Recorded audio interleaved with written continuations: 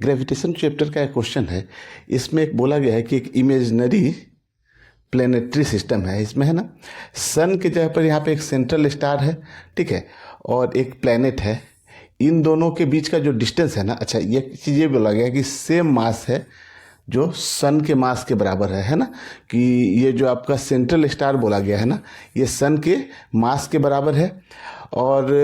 एक प्लेनेट से जो इसकी डिस्टेंस जो है ना, वो बताई गई है कि जो अर्थ और सन के बीच का जो डिस्टेंस है ना, इसके डिस्टेंस के, ठीक है ना, distance between the earth and sun है ना, तो अर्थ और सन के डिस्टेंस का डबल है। तो ऐसे समझिए कि यहाँ से जैसे सन से अर्थ की डिस्टेंस अगर हम लोग यहाँ से अगर आर बोलते हैं ना, तो वो जो एक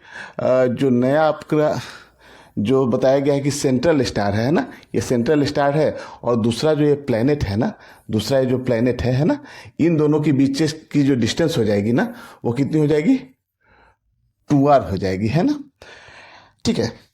तो यहाँ बोला गया कि अगर अर्थ पे किसी पर्सन का, ठीक है ना, अगर एवरेज लाइफ जो है ना, जो 70 ईयर बताया गया है ना,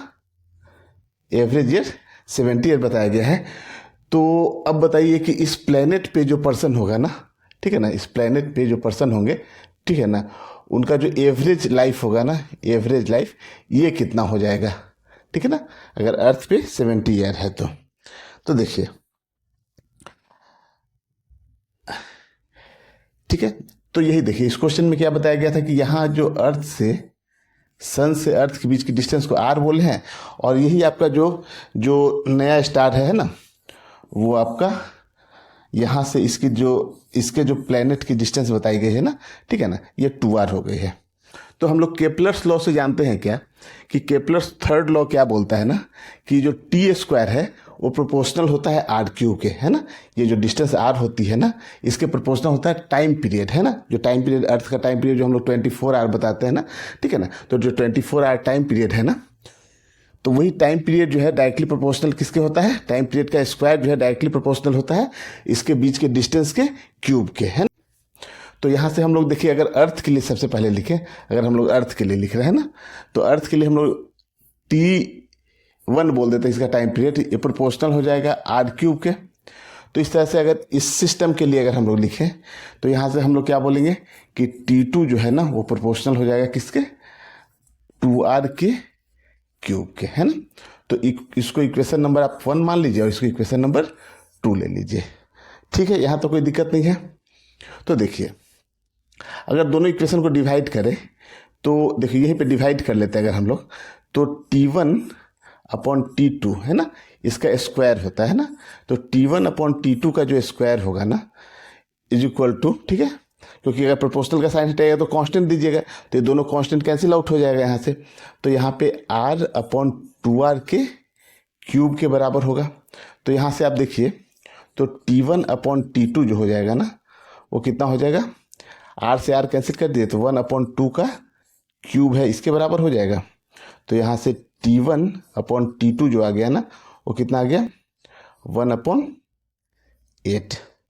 यहाँ तो कोई दिक्कत नहीं है, T1 upon T2 equal to आ गया 1 अपॉन 8, स्क्वायर अभी हम लोग रहने दिए थे, स्क्वायर है यहाँ से। तो यहाँ से आप देखिए, तो T1 अपॉन T2 की जो वैल्यू हो गई 1 अपॉन 2√2 हो गई। तो यहाँ से हम लोग लिख सकते हैं कि T2 जो होगा ना, वो 2√2 T1 के बराबर हो जाएगा, ठीक है।